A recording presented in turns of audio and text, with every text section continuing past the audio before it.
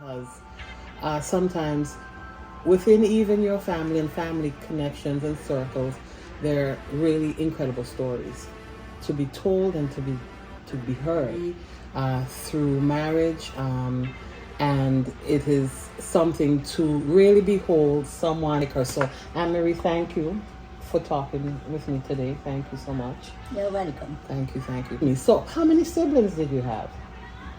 I got 4 brothers. I am only one is girl. I am the second. Albert is the eldest. Albert was the eldest. But he passed away in China. Right, and we're going to talk about that in a minute. And then you're the second. Mm-hmm. Who was the third? Third is Harry. Of course. So. And then Charlie. And Charlie. Then Gimsa was born in China. So if I would it be correct to say that your parents would go back and forth from Jamaica to China? One time. Only once? Yeah. Okay. My father went first. Okay. And then my mother went there to marry him. Oh. Wait, stop. That's like a little love story. Wait. So let me ask you something. Your father and mother were in Jamaica. Mm-hmm. They didn't know one another originally. No, my father went there first. Oh, okay. He went had his business. Had his business. Okay. Yeah. So this could be like in what, the 20s or so? Earlier in the century. I was born 1928. Okay, so that obviously was before that. My elder brother born 26, the one that died. Oh, 2 years before you. Okay, yeah. Okay. So let's say in the 20s. Let's just say in the 20s. Okay. So he came, and then when did he meet your mother? I don't know. Okay. I don't know. But my mother went to Jamaica and married him. Did she know she was coming to marry him? I think they arranged it. There you go. Okay, that seems reasonable. Yeah, they arranged it, and then she went there and married him. Okay. So, all right. So there. You know those times, those years. That's how they do marriage, arranged and correct. And not like now. You see one another, you make love, and then. Oh yes, Lord, make love. Those times was far different. Okay. They don't know each other. Right. Nothing. Right. Your great nephew over here cracking up. We're gonna talk to him in a second. No, he's getting some experience. Yeah, no, he's a mess. Okay, come back to us. So he getting some experience. Yeah, he learning about life. We'll be right back. That you went back. So you were a little girl. You were like I was about 8 or 9. Yeah, about 8. Okay. And so the whole family went back. Whole family went back. So why did you think they went back? My father wanted to take us back to visit, because he don't know nothing about China. Right. And he want to have the culture, those absolutely old people they want, like the younger generation must know culture of their routine and all that.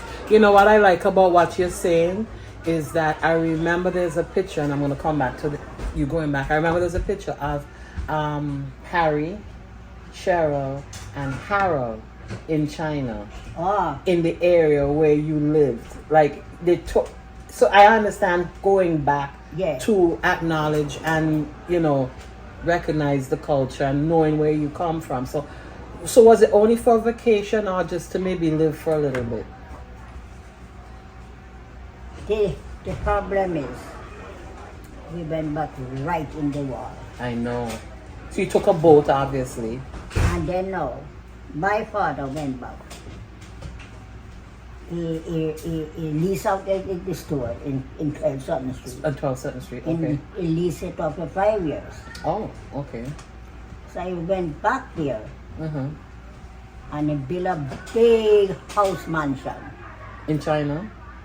Yeah, I think Shelby take the picture. Yeah, I saw it. It was like an upstairs. It looked like it was elevated and there was stairs. Yeah. I saw the... a big house. Mm-hmm. Where in China, if you don't mind me asking? China is in Guangdong. Guangdong? Yeah. Okay. Mm-hmm. No. Then he built up that big house. Then when he building it up, the Japanese war come Been bombing every day on the plane. Oh my Lord. That was We scary. not have no peace. Wow. We have to keep running every day. Wow. You see him side? Him side pea shit eat under my back every day. I'm not scared, not ashamed to tell So let me everybody. ask you, are you saying you had him tied to your back? Because we have to run. When the plane come in, we have to run. How come he wasn't tied to his mother's back? She not gonna wear. What do you mean? She stay home. She says if it's dead, she dead in right there. Are you serious? No, she never move up 1 inch from the house. What? She said if she dead there. She not going anywhere. So she strapped the baby to your back, or you pick up the baby? She trapped it on my back. Jesus. Wow. And it hot underneath the cane healing. Yes. It hot every day. Then have another, not even carry him to, have a bungle up with little 2 pieces of clothes and thing and 1 hand. And this hand pulling Charlie. Oh, wow. So a lot was on you as the girl. And where was Albert? Okay, he's the first, you're the second. Yeah, no, Albert is the first. Right. Where is Albert? I think Albert was in the country section with some family. Gotcha. He's the older one. Mm-hmm. He spent some time with the other generation, with the family. Okay. My daddy was What was his name? Lee Kui. So his first name? First name is Lee. Lee. Yeah. Gotcha. Lee Kui. All right. Okay. So, all right. So, now, what was the final straw? How did you escape? So, every day, me have to give Zion my back. Right. Underneath the cane field. Right. It hot. One of the time, plane was on top of me, just going. Right. I have to put my hand to cover his mouth because then hear the crying, they will drop the bomb. Oh, wow. Wow. Going. So when the plane moved away, Right. and I take off my hand, it was black and blue. It's weird. I almost. So I have here my brother-in-law, Jason Morgan, and he is the great nephew of Aunt Marie. And I just want to know your take, your perspective of this part of your rich legacy and where your family comes from, and hearing and knowing the story, because I know you know the story. Tell me, how does it feel to come from this line? Well, to be honest, it's like a very, dynamic thing. Of course, in America, no one knows that I'm Chinese until the question gets asked or we see my mother.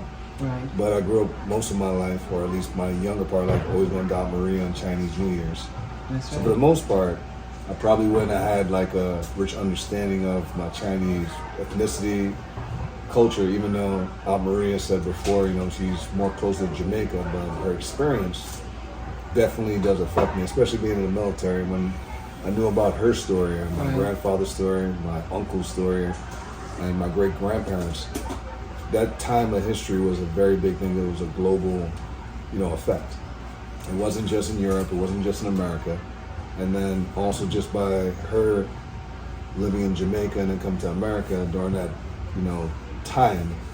And she was also running from, communism, the Japanese. Absolutely.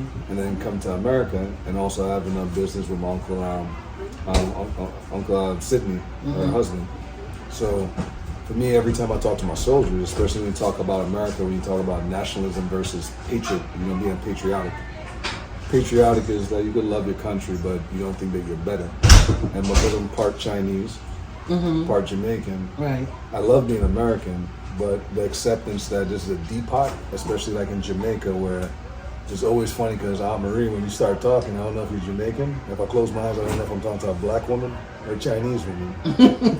We know, before you go any further, first let me thank you for your service. And if you can just please let the public know your rank and what it is that you do. I'm a major in the U.S. Army, stationed in New York, but I work in Europe, Singapore, or Indo-PACOM. So I'm usually traveling a lot, but I'm based out of New York. Yes, and again, thank you for your service, and I know the sacrifices you have made personally, and you know, we rib each other badly, but I'm very proud of you. But I'm very proud of you and what you've done, and it's kind of just in keeping, again, that you're serving and protecting so many of us, right, in terms of what you do logistically. And Aunt Marie, you know, had to really go through what she went through, right? In terms of escaping, you know, the Japanese and, you know, having to keep her siblings safe. And I really want to just, you know, again, thank you, but tip my hat to her. So, in closing, what would you like the takeaway to be in terms of your grandfather, Aunt Marie, the family, you know, to where they are today, and especially the young ones, your nieces and nephews, you know, where they stand and what they should know? I think the biggest thing, especially when you talk about what Aunt Marie went through, was a repetitive cycle. Is that the hope what they had was just hope. They believe in like anything could happen, believe in your government, but every step of the way when they were in the sugarcane, going through that area, going on boats, it was just that one glimmer of hope was a human thing. Humans are not made to be predators. Our eyes are in the front where we usually prey. And in that situation, she had different humans holding her family at risk. So whenever you're in a dark place, wherever it is, the same thing with my Aunt Marie and my family on one side of the family did is hope. Just like on my father's side, every day was hope.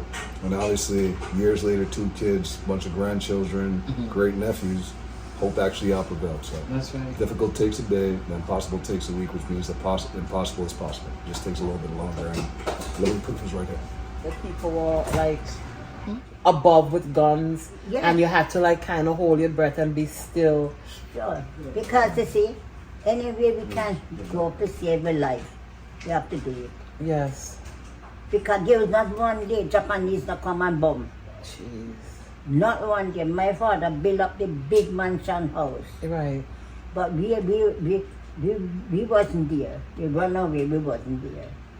When we come back, they dropped a bomb right in the living room. The brick cover up all the gate. We couldn't even get in. We couldn't even get in. I started to cry. I'm not telling you. Yeah, because that's a lot. That's your home. I started to cry. Because I said, this is what we have to go through. Hi, Stephanie. Thank you for joining. Thank you for having me. And I spoke to your brother, Jason, and I asked him, what is it to, you know, to come from such a rich legacy and line, such as Aunt Marie, your grandfather, Harry, Uncle Charlie. How do you say the last brother? My last brother is Gimzai, and then Albert. Knowing what you know, what are your thoughts? Well, I feel honored. Actually, not a lot of people get to experience, you know, 2 cultures, and to have Aunt Marie, you know, our legacy, our legend here, to be able to tell us stories about what our family experienced back then. You know, it's heartbreaking to hear what she has to go through, and sometimes when she's telling the story, she gets very emotional, which gets us emotional, but I think it's a story that needs to be told so that we can, you know, continue this for generations to come. So, you know, I feel honored to be a part of this family, to hear the story and to share it with my kids. And my youngest, Riley, who's 8 years old, she gets super excited when she's around Aunt Marie. Aunt Marie loves her. Oh, that's nice. You know, just to be able to, you know, share that's a great stories. connection. You're bridging the gap, right? Anytime Aunt Marie comes here, she's like, "Where's my girl Riley? Where's my girl Riley?" right. So no, I feel and you're blessed, and I have to say, I'm because blessed, Aunt Marie at 96 this month. Jesus, happy birthday in advance. And bless you. You know, to be cognizant, aware, and have all of your faculties like that is such a blessing to hand down generationally. And I want to thank you for sharing this story with us. And, you know, I'm going to come back after we break here in a second to your mom, because she as well absorbed many of these stories through your dad and things like that. So thank you so much, Stephanie. Yeah. Thank you. Thank you for having me. Then, Oh, absolutely. this now is the twist which I don't understand. They usually say 9 nights before the body raise, and start walk the earth. That is the same. However, when my father died, the following day, he dreamt me or had a dream about him. And I said, I said, Daddy, what are you doing here? You know what I mean? I couldn't understand. I said, what are you really doing here? It's not 9 days yet after you're dead. So what are you doing here? And he said, this guy, young guy, helped me to cross over, right?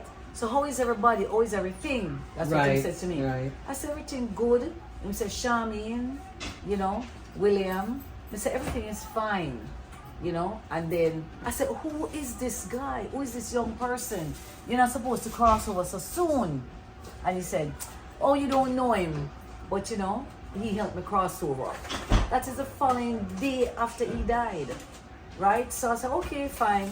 I didn't want to say, boy, Daddy, what are you doing here and you're dead or you passed?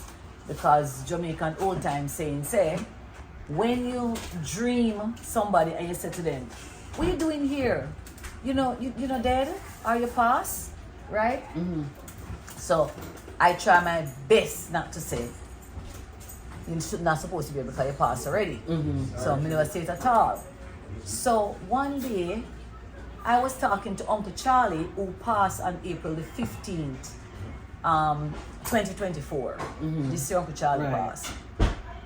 And Uncle Charlie had some pictures. And I'm looking at the pictures. And I said, oh my God, that's the guy I saw in the dream, that young guy. That is the guy. And Daddy wouldn't tell me who he is. And Uncle Charlie said, that's our brother Albert. When they dropped the bomb and everybody disappeared and we never see Albert again. He said, that's Albert. I said, but that's the guy I saw in the dream. Wow. That's him. Wow. So, Aunt Marie, it's Albert that allowed him to cross over one day after we buried him.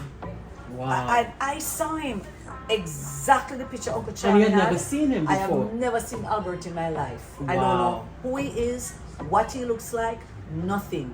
Uncle Charlie just had some old pictures. Right. And I was just, going through it and him showing me some things going back, way back when. Right, of course. And I saw the picture. I said, who is this young guy? Right, Who right. is this guy?